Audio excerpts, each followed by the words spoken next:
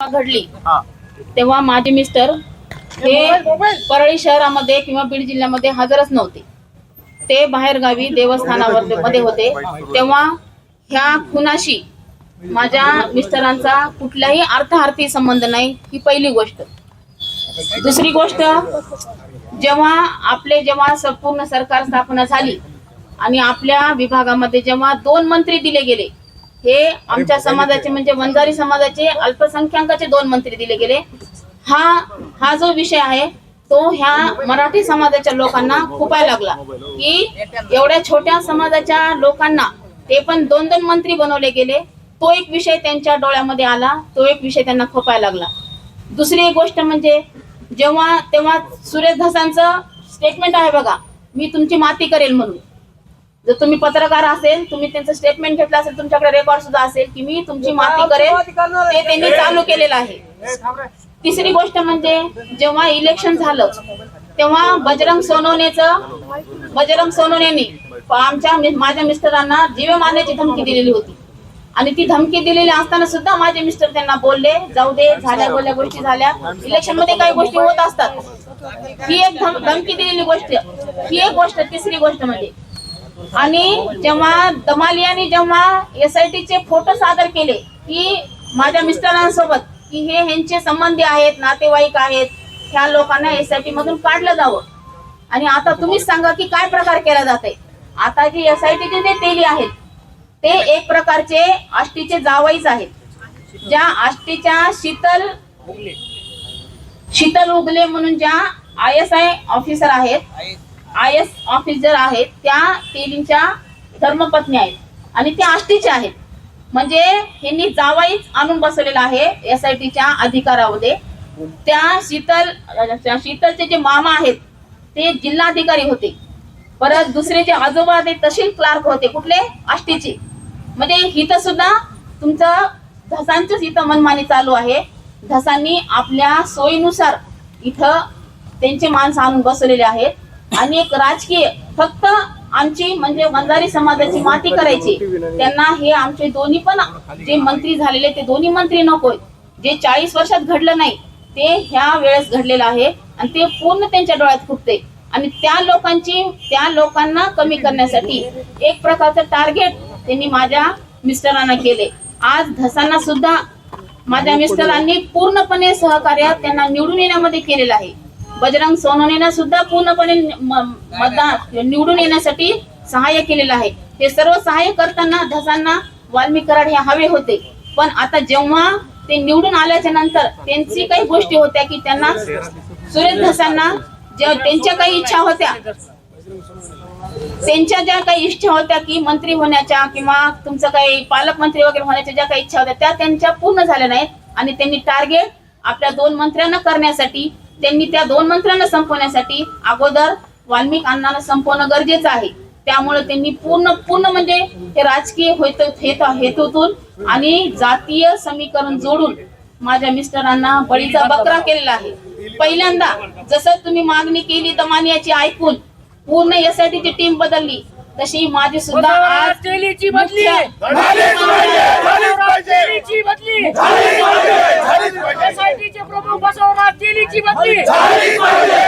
मुख्यमंत्र्यांना माझी विनंती आहे की त्यांनी सुद्धा हे जे धसचे जे नातेवाईक आहेत जे त्यांनी आज SITच्या ह्याच्यावर आणून बसवलेले आहेत ते पूर्णला पूर्ण 8 लोक बदलून तिथं व्यवस्थित जे कायदा सुव्यवस्था जे सांभाळणारे नातेवाईक तर नकोच तिथं, कोणाचेच नातेवाईक नको तिथं. तरी CM साहेबांनी ह्याच्यामध्ये लक्ष घालून जे काही व्यवस्थित आहे त्या व्यवस्थितपणा त्यांनी करावा. आणि एकमेकांचं सांगून जे माझ्या नवऱ्यावर खोटे आरोप करून म्हणजे कुठंतरी कसा तरी धागा जोडून जे आज SITचे लोक आहेत किंवा GCIDचे लोक आहेत ते काही करू शकतात. आज कायदा त्यांच्या हातात आहे, ते कुठलाही संदर्भ कुठेही जोडून त्याचा एखाद्या व्यक्तीला बळीचा बकरा करू शकतात. आणि तोच प्रकार माझ्या नवऱ्यासोबत चालू आहे. तर माझी एवढीच इच्छा आहे की SITचे अधिकारी जे आहेत ते पूर्णपणे बदलले जावे. आज उद्याच्या उद्या ते जर नाही बदलले गेले आणि उद्या जर त्यांचं ऐकून जर माझ्या नवऱ्या उद्या कुठले गुन्हे दाखल झाले तर उद्या आम्ही आज निवेदनच दिल्यासारखं देतोय की उद्या आम्ही पूर्ण रोडवर चक्काजाम उद्या करणार आहोत.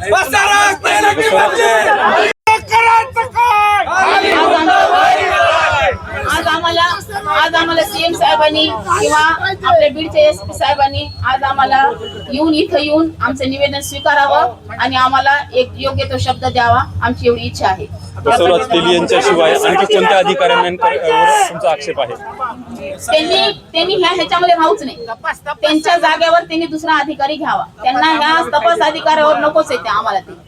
का तर ते पूर्ण त्यांचं पूर्ण. आणि परत एक दुसरी एक गोष्ट तुम्हाला ते सीडीआर काढायची फार हौस आहे ना सगळ्यांचे मोबाईलचे. तर तुम्ही सुद्धा तेलींचे किंवा धसांचे ह्या 8-15 दिवसाचे काही संपर्क आहेत का ते सीडीआर काढा.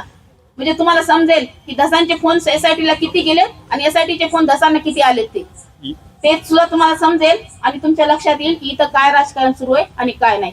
फक्त एक छोटासा समाज म्हणून त्या समाजाला पुढे येऊ दिलं जात नाहीये. त्या समाजाला पूर्ण कथा आपला हा वंजारी समाज फक्त परळी पुरतं मर्यादित आहे. आणि त्याला कसा परळीमध्ये दाबायचं, आजूबाजूला पूर्ण मराठा समाज आहे. आणि त्यांनी पूर्णपणे प्लॅनिंग करून पूर्णपणे नियोजन करून माझ्या नवऱ्याला ह्याच्यामध्ये पूर्णपणे अडकवलेले. माझ्या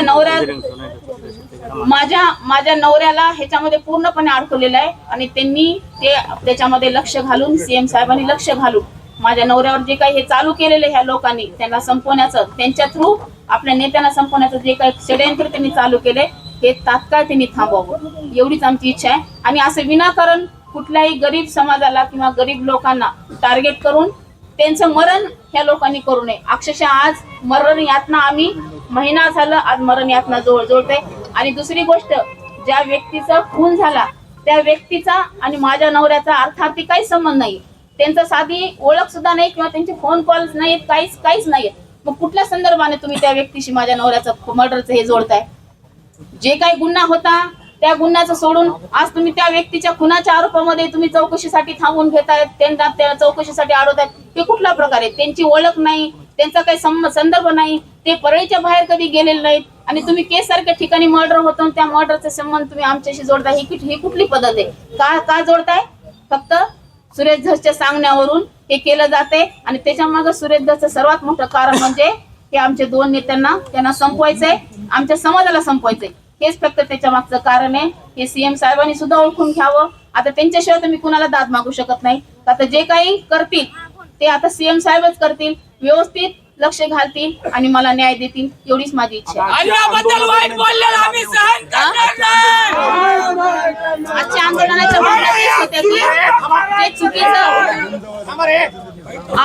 आज माझ्या मिस्टरांना जमानत मिळाली असती, आज माझ्या मिस्टरांना एमसीआर मिळून आज जमानत झाली असती. आज त्यांच्यावर खंडणीच्या गुन्ह्यावर त्यांना आज जमानत भेटली असती किंवा एमसीआर भेटला असता आणि त्याच्यातून आमची जमानत झाली असती.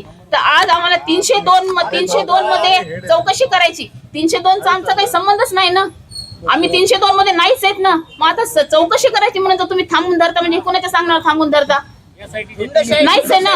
मग यासाठी म्हणते ना आम्हाला 302ची चौकशी करायची. मग तुम्ही 15 दिवस का केली नाही चौकशी? 15 दिवस केली का चौकशी तुम्ही एसआयटीची आपलं 302ची? तुम्हाला आधी चान्स होता ना 15 दिवस चौकशी, त्यावेळेला तुम्ही काहीच केलं नाही. आम्ही 302 मध्ये नाहीच आहेत ना. मग आता काहीतरी एखाद्याच्या सांगण्यावरून जर तुम्ही अधिकारी लोक असून सुद्धा जर एखाद्याच्या सांगण्यावरून जर तुम्हाला थांबवायचं आणि चौकशी करायची म्हणजे अजून परत जर माझ्या नवऱ्याला हे करू, जर तुम्ही त्या चौकशीमध्ये त्याचे वेडे वाकडे जर फाटे फोडून जर माझ्या नवऱ्याला अडकवण्याचा प्रयत्न केला त्याच्यामध्ये 302 मध्ये, तर आम्ही पूर्ण रोडवर थांबल्याशिवाय राहणार नाही. या संदर्भामध्ये तुम्ही मुख्यमंत्र्यांना फोनवर काय बोललात का किंवा गृहमंत्र्यांसोबत काय बोलणं झालं, इतर कोणत्या नेत्यांसोबत काय बोलणं झालं? नाही, आमचं दुसऱ्या कुठल्या नेत्यासोबत बोलणं झालेलं नाही. पण आता अशी इच्छा आहे की आमचं मागणं आम्ही आमच्या नेत्याकडे मागणार आहोत. आमच्या नेत्यालाच आम्ही आमची दाद मागणार आहोत. सीएम साहेबांनी ह्याच्यामध्ये लक्ष घालावं, त्याच्याशिवाय काय नाही. का तर शेवटी सगळेजण महायुतीचेच आहेत आणि आम्ही त्यांचंच काम केलेलं आहे. आता त्यांच्याशिवाय आम्हाला पुन्हा पर्यायच नाही.